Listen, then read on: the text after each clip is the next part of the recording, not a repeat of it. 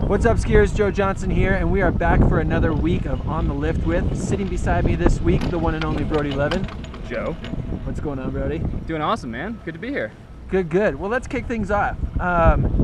You're a backcountry skier. You don't normally ride lifts, and yet here you sit on the lift with me. To what do I owe this pleasure? Yeah, I believe that if you're gonna be a backcountry skier skiing in bounds, I find Alta to be the proper venue for that. I don't necessarily just love to rip groupers all day or love to hit jumps all day, but I like challenging myself and I like challenging terrain. And there's no better place to find it than Alta. You heard it here first. Very nice. All right, so for those people out there who don't follow you on social media, oh, you're serious? Okay, sorry. there's the few and far between. Give us a quick rundown on where you've been the past calendar year. After Alta closed last year, I made my way through the western US, and then I made my way to Iceland, and then Romania, Ukraine, Moldova, Germany, and then back here real quick, and then up to Denali for an expedition, back here real quick, and then through South America on a road trip. So I see you up here in more than just the winter. I see you up here in the summer, the fall. What is it about Alta that attracts you, keeps you coming back all year? I kind of view Alta as this year-round mecca for fitness and exercise and fun, because for example, before I went to Denali this summer, it was May or June, and I had to find snow to train on for a wintertime expedition up in Denali. So luckily Alta had a really good year last year. I was able to come up, easily access the snow, and practice with heavy sleds and big backpacks, and I was able to hike around all day and feel like winter again. You grew up in Ohio. Yeah. And now you're an Alta athlete. Tell us about how that happened. It's not the most logical progression of events, I grew up skiing a 150-foot dump, a trash pile that they stacked up cars on the top of it to make the Black Diamond run, and that's home for me.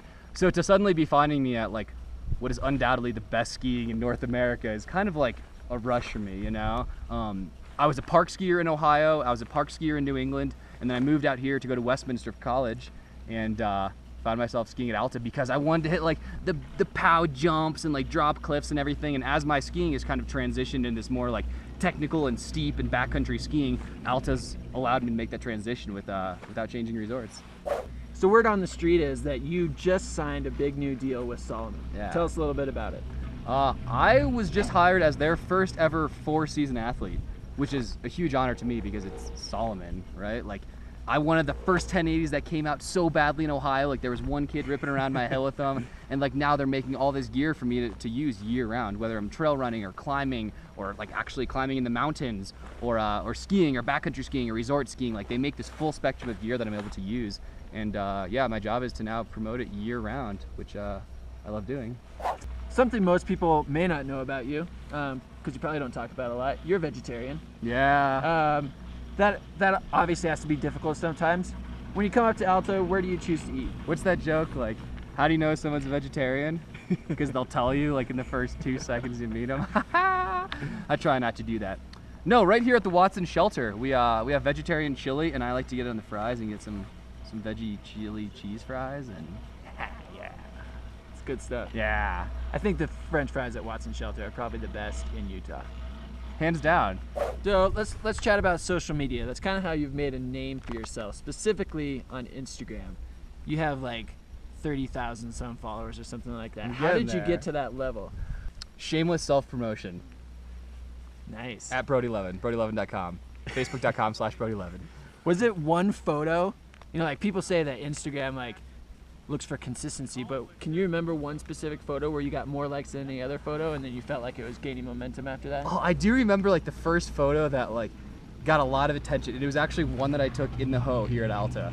It was out in Westward Ho, and it was this crazy beautiful backlit thing through the trees, and I pulled out my iPhone 2 and I snapped it, and I put 75 filters on it, and then my career skyrocketed. Yeah. So pretty much Westward Ho and Alta Ski Area are responsible for your Instagram prowess. Yeah, you put it that way.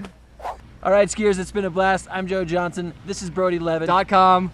Check him out at .com or on Instagram at Brody Levin. Check us out at altaskiarea.com, and we'll check you out next week with On the Lift With. Later.